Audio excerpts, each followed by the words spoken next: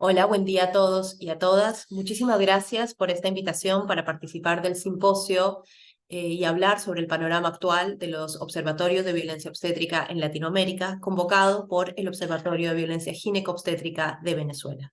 Mi nombre es Violeta Osorio, soy activista, feminista, integrante del Observatorio de Violencia Obstétrica de Argentina y coautora del libro Mujeres Invisibles, Partos y Patriarcado. Buenas, buenas. Un placer formar parte de este gran evento que es claramente donde tenemos que seguir replanteando los paradigmas en la asistencia, ¿no? Mi nombre es Francisco Saraceno, soy partero, licenciado en obstetricia y también integrante del Observatorio de Violencia Obstétrica de la Argentina. Bueno, la invitación nos proponía contar un poco qué está pasando en Argentina y con todos estos años de recorrido que tenemos a través de la agrupación. Y por ahí, por un lado, es, es clave entender que Argentina es un país pionero, ¿no? A nivel de leyes. Claramente, en lo que refiere a violencia obstétrica y parto respetado, Argentina cuenta con un marco legal único y muy específico y que lo viene trabajando hace muchísimos años. Pero deja muchas y muchas falencias, ¿no? Por un lado tenemos la ley 25929, la ley que se la conoce como la de parto respetado, que fue sancionada en el 2004, pero reglamentada y de manera incompleta en el 2015. Es decir, pasaron 10 años sin que se reglamente, más allá que su reglamentación fue incompleta, ¿no? Aún no cuenta con mecanismos concretos de implementación, ni sanciones para los infractores, ni reparación para las víctimas. Y eso es llamativo y no es casual. Por el otro lado, Argentina también tiene otra ley muy importante que es la 26.485, que es la de protección integral a las mujeres. Describe a la violencia obstétrica como una modalidad de violencia. Esta tampoco cuenta con sanciones, ¿no? La existencia de la ley, claramente en Argentina, es la discusión que se da en otros países sobre si existe o no existe la violencia obstétrica, ya que el Estado argentino, por lo menos, y es muy importante, reconoce su existencia. Según los datos obtenidos en el Observatorio de Violencia Obstétrica acá en Argentina, 9 de cada 10 nacimientos están atravesados por la vulnerabilidad de los derechos. Para nosotras y desde el Observatorio de Violencia Obstétrica de Argentina es muy importante sentarnos y plantearnos desde un lugar de construcción política, de entender que la construcción nuclear de lo que nosotros hacemos como agrupación es desde el feminismo. Tenemos una clara perspectiva feminista y una perspectiva de derechos. Somos una agrupación interdisciplinaria y autogestiva que nace en el año 2015. Y lo más relevante de nuestra agrupación es que nuestro objetivo principal es dar voz a las historias y vivencias de las mujeres y construir estadísticas y conocimiento tomando como eje central sus voces. Una de las cuestiones con las que nosotros nos encontramos y que fue lo que dio como el puntapié para construir esta agrupación fue que cuando se hablaba de violencia obstétrica siempre se solía invitar a los o las expertas. ¿Esto qué quiere decir? A las personas del sistema médico, por ejemplo, o científicos, gente que había estudiado sobre este tema, pero que era como en calidad de científicos que estudian sobre un fenómeno y no de mujeres que han atravesado este proceso. Entonces, en las mesas de discusión era interesante, incluso perverso, que en general estaban las mismas personas que eran quienes nos habían vulnerado en el parto. Y son ellos quienes determinan en términos de índices de intervenciones o incluso la manera de nombrar qué es violencia, qué no es violencia, cuándo puede ser, y las voces de las mujeres quedaban nuevamente acalladas, de la misma manera que quedaron acalladas en las salas de partos y en los quirófanos. Con lo cual el observatorio nace desde este posicionamiento político de entender que las mujeres somos las protagonistas indiscutibles e inobjetables y somos el blanco de esta violencia y en esa medida somos verdaderamente las expertas para poder hablar de qué es lo que está pasando en la atención ginecobstétrica, de qué manera se constituyen estas vulneraciones y de qué manera dejan secuelas en nuestras vidas. Para el Lobo Argentina, las expertas para hablar de este tema y las que deberían ser convocadas en cualquier instancia en donde se plantee hablar sobre violencia ginecobstétrica en cualquiera de los ámbitos son las únicas que nunca deberían faltar. Nuestro posicionamiento ético y político surge también de la construcción que hemos hecho de tomar estas voces de las mujeres.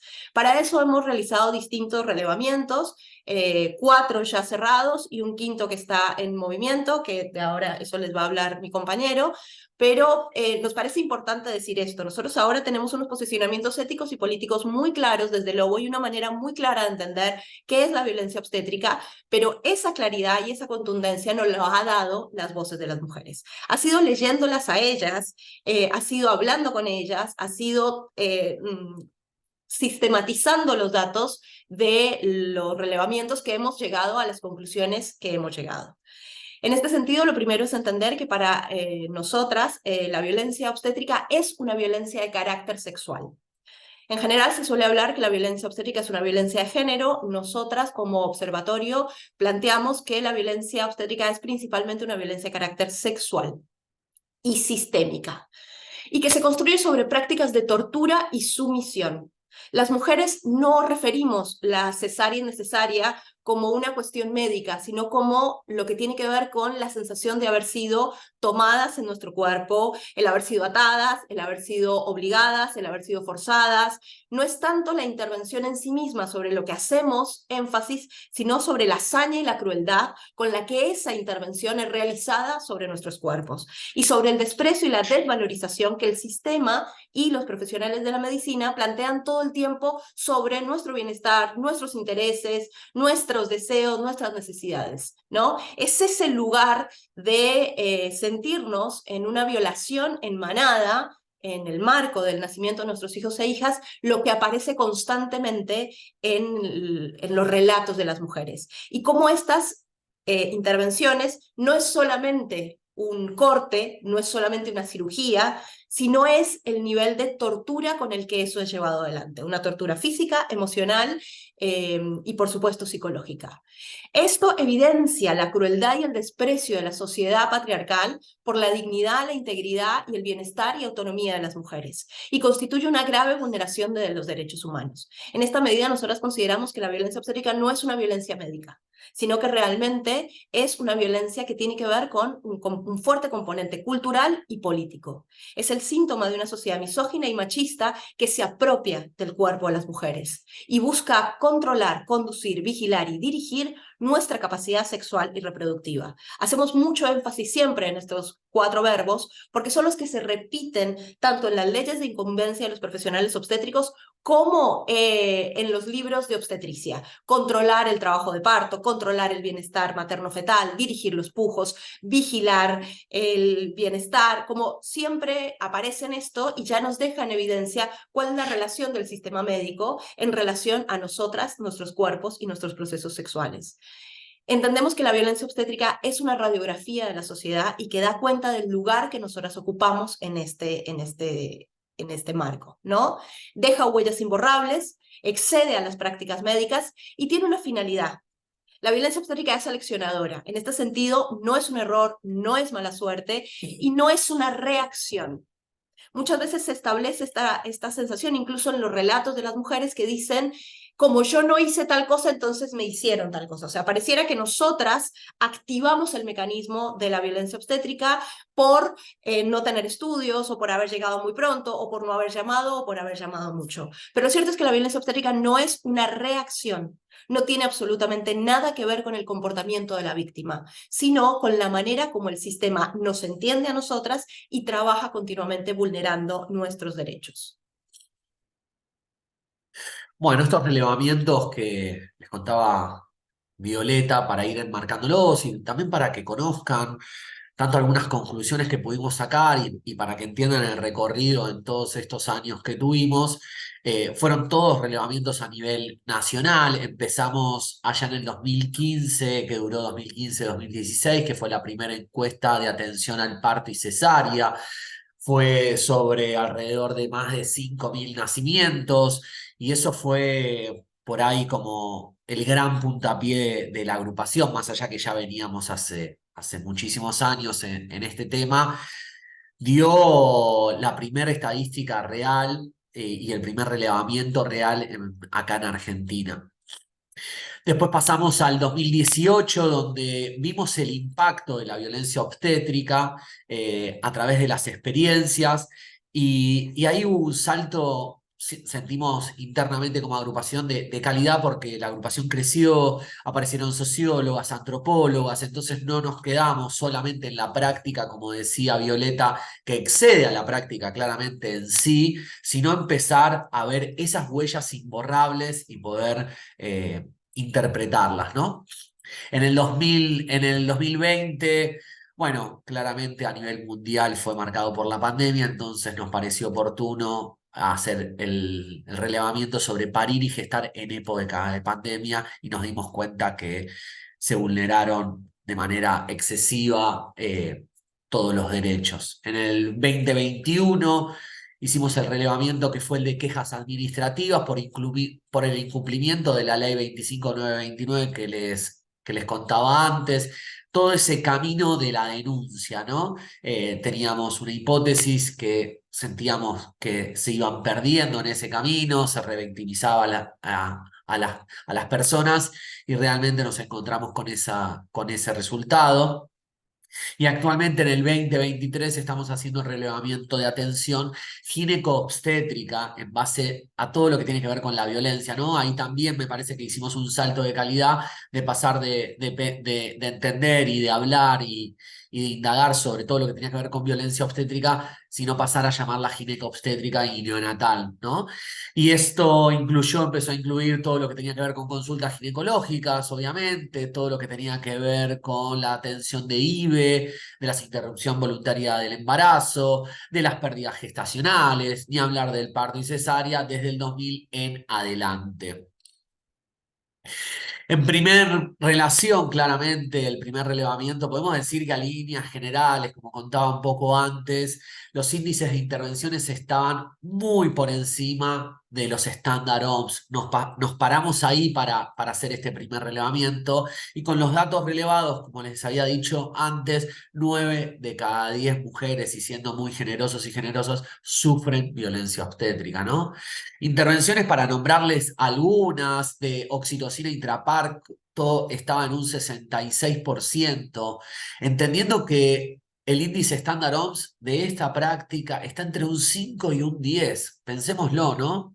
La episiotomía estaba superando el 67%, cuando el estándar OMS es menos de un 15, ¿no?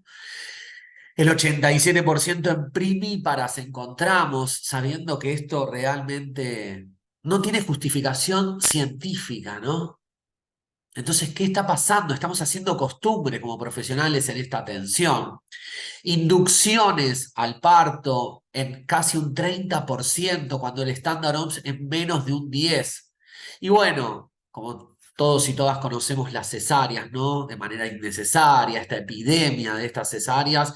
Bueno, en Argentina encontramos en un 46%, cuando el estándar OMS es menos de un 15%. Después seguimos con todo lo que implicaba también uno de los pilares en la agrupación, es la información y la autonomía, ¿no? Y ahí nos dimos cuenta que 8 de cada 10 mujeres no recibieron información, no dieron su autorización para las prácticas que se realizaron sobre ella.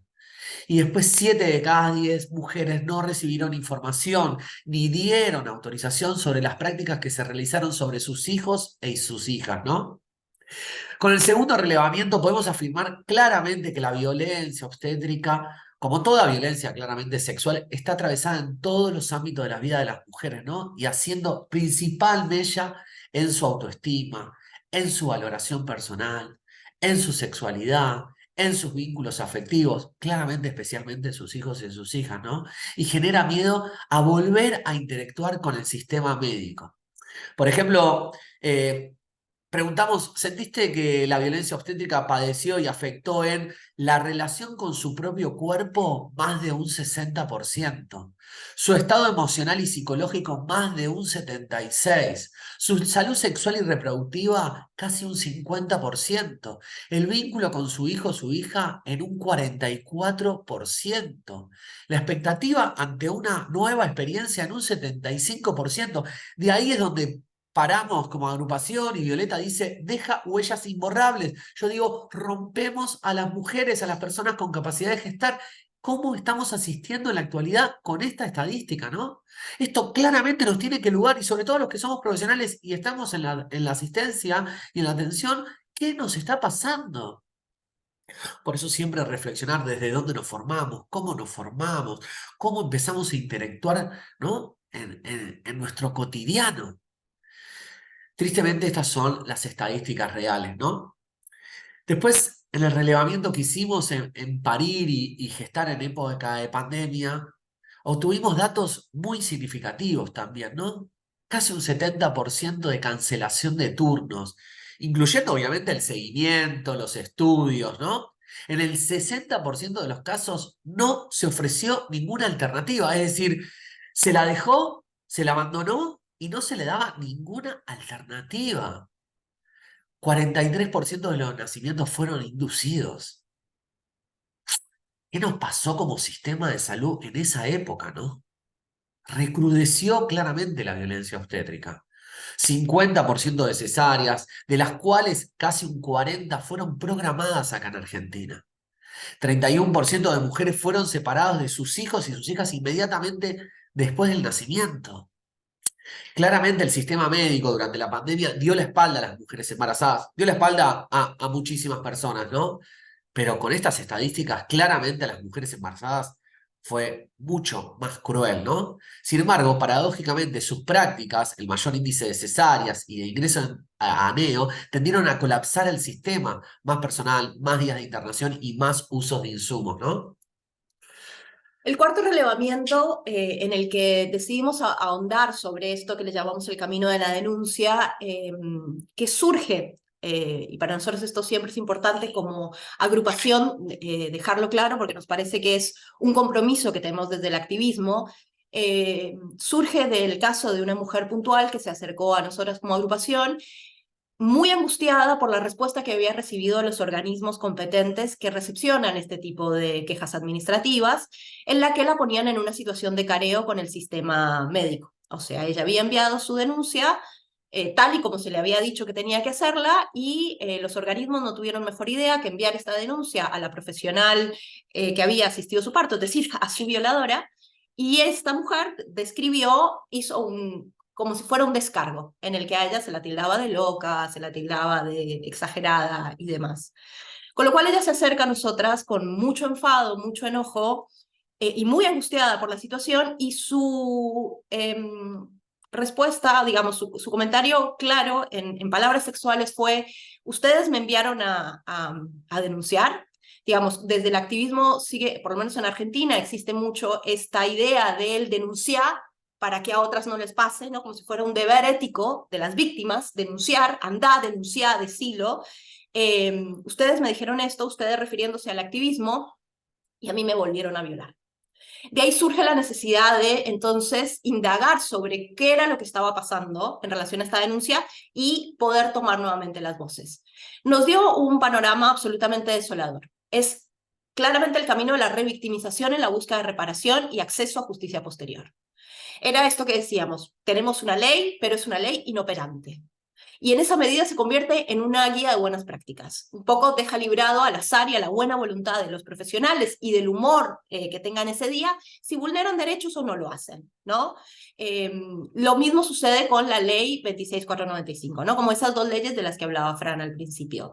Incluso es interesante abordar que la postura oficial e incluso social para abordar este tipo de violencias, que es esto que les decimos, es el empoderamiento de las mujeres, ¿no? O sea, siempre se está diciendo: conoce tus derechos para evitarlo, plántate y así no te pasa, hacete respetar. Esto tanto dicho en nombre del Estado, que hace campañas desde ese lugar, como del lugar de la sociedad que le dice a las mujeres que tiene que hacerlo. Y a nosotros en ese sentido nos pareció importante entonces introducir una pregunta en este relevamiento que tenía que ver con si conocía sus derechos previo a la situación de violencia. En el 51% de los casos, las mujeres que completaron la encuesta y sufrieron de violencia obstétrica sabían de la existencia de la ley. Efectivamente no sirve para nada. En el 100% de los casos, las quejas administrativas no llegaron a ningún puerto. No hubo ningún tipo de sanción, no hubo ningún tipo de reparación y en la gran mayoría de los casos ni siquiera hubo una respuesta. Y en los casos que hubo respuesta es estas que les cuento, ¿no? El descargo del profesional, como incluso era peor, daba ganas de decir mejor no me respondan. Frente a la pregunta de cómo se sintieron con el proceso de la queja administrativa, nos encontramos con que conforme el 6%, revictimizada más del 47%, ignorada más del 63%, humillada y expuesta 26%, satisfecha 0,8%. Y ahí nos termina de hacer sentido la frase de esta mujer: fui a denunciar y me volvieron a violar. Me violaron en la sala de parto y me violaron en el camino de acceso a la justicia. Un poco lo que a nosotros nos interesa transmitirles como agrupación y que es como el recorrido que venimos haciendo desde hace mucho tiempo es poder entender que cuando hablamos de violencia ginecobstétrica estamos entre violaciones, abusos, torturas y secuestros que no pueden nombrarse como tal, porque suceden en instituciones y en el marco de la atención de profesionales que han ido a la universidad. Entonces, nos es muy difícil entender que personas que se han formado y que tienen una vocación clara estén realizando este tipo de vulneraciones. Mucho más cuando están enmarcados en lo que nosotros llamamos los templos de la ciencia, la seguridad y la legalidad, que son las instituciones médicas. Sin embargo, los relatos de las mujeres no mienten. Y el hilo conductor siempre tiene que ver con esta situación de vulneración. Desde el observatorio incluso los invitamos siempre a realizar un ejercicio, tomen cualquier relato de parto de cualquier mujer y saquen todas las alusiones que los relacionan con que esto es un parto. Obstetra, médico, contracciones, bebé, todo. Y vuelvan a leerlo. Y estamos absolutamente y plenamente seguros de que van a estar frente a un descarnado relato de violación en manada, que no deja duda de lo que ahí sucedió. Lo mismo cuando hablamos de lo que nos pasó, o sea, esas secuelas con las que quedamos. El agravante no es solo que no podemos nombrar lo que sucedió con todas las palabras, porque estaríamos haciendo daño al sistema médico si lo nombramos de esta manera, y entonces queda silenciado, sino que las mujeres debemos estar felices y agradecidas por lo que hemos vivido, porque socialmente se considera que el parto es el mejor día de tu vida. Y socialmente se considera que el parto es la única cita ciegas en la que conocerás el amor de tu vida. Y sin embargo, para la gran mayoría de nosotras es una violación, es una tortura. Y para nuestros hijos e hijas fue una experiencia de vulneración, de tortura y de secuestro. La violencia obstétrica es una práctica sistemática y sus secuelas también lo son. Y en este país, la denegación de justicia también lo es.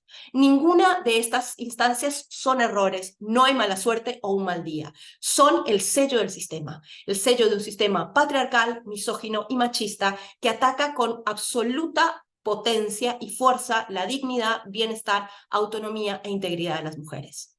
Debido a los discursos sociales y la legitimidad de los y las profesionales de la medicina, somos las mujeres las que terminamos acarreando con la culpa, la vergüenza y el miedo. O sea, no solamente sufrimos la violencia ese día, sino que luego quedamos atrapadas en los discursos de yo no me informé lo suficiente, no quiero hablar de lo que me pasó porque todo el mundo piensa que soy una mala madre, por no decir que el parto de mi hijo fue el mejor día de mi vida, o porque me van a venir a preguntar qué hice o qué dejé de hacer para que esa violencia sucediera, y tenemos miedo de que volvamos a hacer algo malo en nuestro comportamiento y accionemos nuevamente el dispositivo. La violencia sexual tiene una manera de funcionar y de operar concretamente sobre las víctimas que termina metiendo el enemigo adentro. O sea, en vez de poner la sensación de alguien me hizo algo, las víctimas de violencia sexual sentimos permanentemente que nosotras hicimos algo para que esto sucediera, ¿no? Un poco los discursos de que nosotras provocamos esa violencia. Con lo cual, a partir del hecho de violencia, vivimos toda nuestra vida mirándonos, vigilándonos y controlándonos al milímetro para no hacer una sonrisa de más, para no dar señales equivocadas, para no tener ciertas actitudes o comportamientos que vuelvan a poner en marcha. Con lo cual, la culpa, la vergüenza y el miedo recaen de nuestro lado. Para empezar, desde el observatorio somos muy claros, este circuito es el que hay que romper. La culpa, la vergüenza y el miedo tienen que cambiar de bando. No nos corresponde a nosotras.